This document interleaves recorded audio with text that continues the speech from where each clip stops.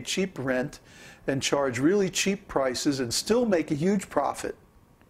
Whereas these guys have to take thousands of students and charge big money just to break even, because they have such a huge investment in infrastructure and salaries and like all this. So they're in trouble. They're in big, big trouble. Because let's say, for example, all of the typical courses that are required for a standard degree, Bachelor of Science or whatever. Well, if all of those were suddenly available online for, let's say, 1/10 the cost, wouldn't you go to that school instead? I mean, people are flocking to University of Phoenix and schools like this they're just degree mills. And everybody knows they're a degree mill, but they're accredited. So if somebody says, you have an accredited degree? Yep, here it is, University of Phoenix. Check. But like I said, the real thing is not, do you have the degree? The real thing is, can you do the work? So our program is unique because we, first of all, teach people how to learn. What a concept. Then we turn them loose on the material, and they can take the courses in any order that they like. I mean, why should you have to, like, you know, it's like so dull to say, okay, you have to take this course and this course. And some things that might be necessary, but actually we found that it's necessary only on a very broad scale. Like you take this level of courses, and then you take the next level of courses, and so on a very broad scale. But as far as within that level, take the courses in any order you want. And if you have some specialty that you want to pursue, if you know what you're interested in, like you know you're really interested in music or astrology or any of the special Vedic subjects, well, just find someone who's doing that and study directly with them. Once you know how to learn, you can learn anything from anybody.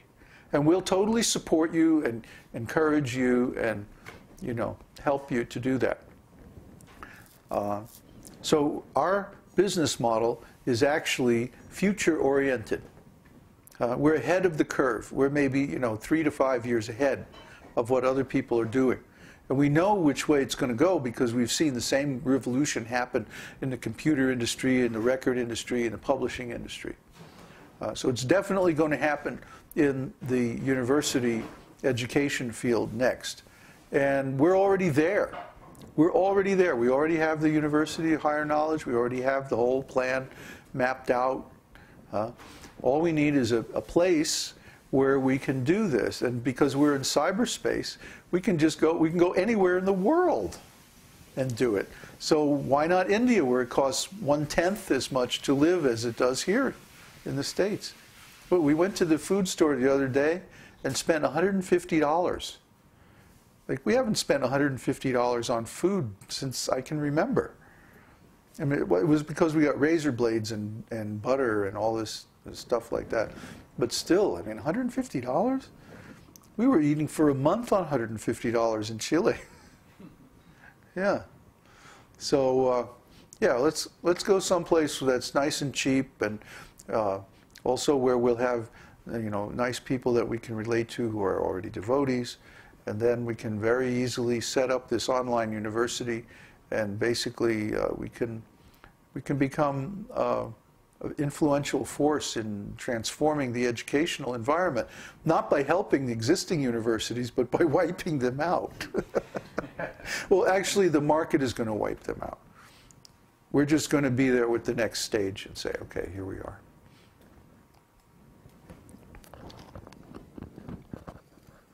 Question from Prasad.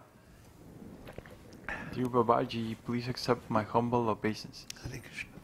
When a person changes a career from being an employee to being self-employed or becoming a teacher in a corporate school, does this mean his guna has changed? What does it mean when Lord Kṛṣṇa mentions in Bhagavad-gītā? Wait a minute, one question at a time. Well, of course his guna has changed. If a person is in a dependent position, they're in ignorance. because then so many decisions that affect them are going to be made beyond their control for reasons that don't benefit them, but benefit the organization or the boss or whatever. So if a person is affected by ignorance, then they're going to suffer and lament. But if a person is at least in the mode of passion, then they can take care of themselves, they can fend for themselves, and they can make their own decisions. They have some degree of independence. A person in a dependent employee condition has no independence, actually. So the first thing is to become a little independent. So that means changing the quality from ignorance to passion. Okay, what's the next question? What does it mean when Lord Kṛṣṇa mentions in Bhagavad-gītā that it is far better to discharge one's prescribed duties, even though they may be faultily, than another's duties? Right. That means the duties according to your guna. See, if I'm in the mode of ignorance and I'm trying to do the work of somebody in the mode of passion, it's going to be ridiculous. What to speak of the mode of goodness? Huh? I mean, I've seen in India, I've seen a so-called brahmana with the thread and the whole bit, and he's got a temple, and he's inviting people to come and see the deities in the temple. And then after showing the deities, he goes out back and has a smoke. I've seen this. Huh? So, you know, what kind of brahmana is that? It's ignorance. So if someone is going to take that position, they have to be really qualified. That's just basic honesty, basic, you know, character, good character. So if a person is in the mode of ignorance, they should do the work of a person in the mode of ignorance. And be honest. That Prabhupada says in the purport to that verse, an honest sweeper in the street is in a better spiritual condition than a phony brahmana. Because at least they're honest. So just be honest. If that's your guna, then, okay, work according to that guna. Otherwise, your work will be contaminated by the falsehood.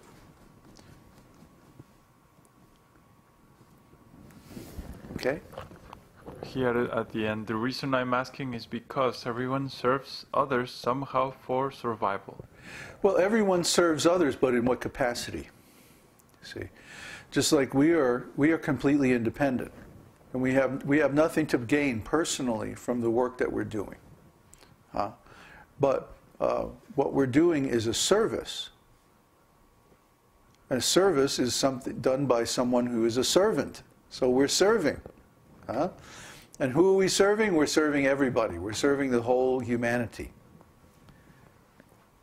That's our job. But yet, our personal condition is that we're completely independent, and we can choose to do this or not do it. And it's not really going to affect our life one way or the other. So, one can be a servant because he's forced to be a servant, or one can be a servant because he chooses to be a servant.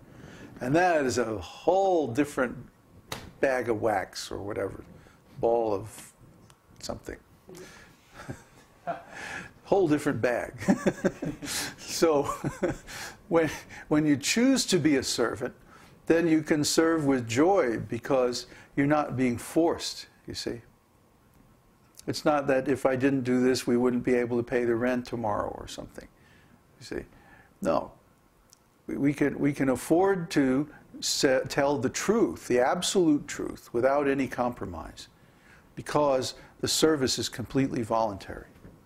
No one is sponsoring us, no one is rewarding us for doing anything but telling the truth. So we have no motivation for doing otherwise. See, that was always the condition. The condition on which I am willing to do this service is that I am completely free to tell the truth. So if anyone begins to pressure me otherwise, I can just say, no, I'm going to tell the truth. Because that's what we do. That's what a Vaishnava does. It tells the truth. Sadhu means one who cuts. He cuts the false ego with sharp words and gives the truth. And because this is compared to a doctor who performs an operation, and the operation is meant to save the person. See? The patient is suffering. Maybe the patient is going to die. So the doctor performs the operation and he has to cut. And that cutting may hurt, but ultimately saves the life of the patient. See? So when the sadhu is like the doctor, he cuts with sharp words. Because he tells you, oh, your false ego is nonsense. Your mind is full of garbage. You have to clean it up, like that. These are unpalatable things people don't want to hear. They want to think, oh, I'm the best, and I'm the greatest, and I'm the most wonderful. They don't want to hear that